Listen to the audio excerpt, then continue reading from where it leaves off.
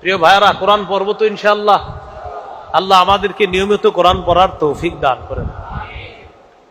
কোরআন সুসংবাদ দাতা, কোরআন ভীতি প্রদর্শনকারী। সূরা ফুসসিলাতের 11 নম্বর আয়াত। এই আয়াতে আল্লাহ বলেন বাশীরাও ওয়া নাযীরা।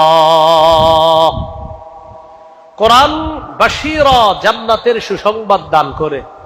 নাযীরা, কোরআন জাহান্নাম থেকে ভয় দেখায়। এজন্য যারা কোরআন পড়বে, কোরআন অনুযায়ী চলবে, কোরআন তাদেরকে জান্নাতের সুসংবাদ দেয়। কারা কারা আল্লাহর খাস সদস্য হতে চাই আমরা? কারা কারা? সবাই চাই ইনশাআল্লাহ? বলেন ইনশাআল্লাহ।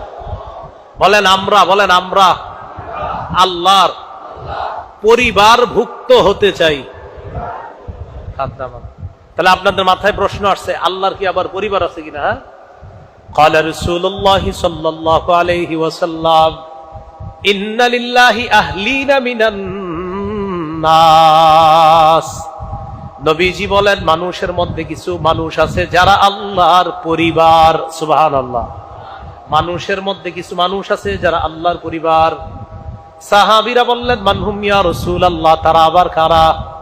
নবীজি বললেন, হুম আহলুল্লাহ, আহলুল কুরআন, খাসাতুহু ওয়া আহলুহু।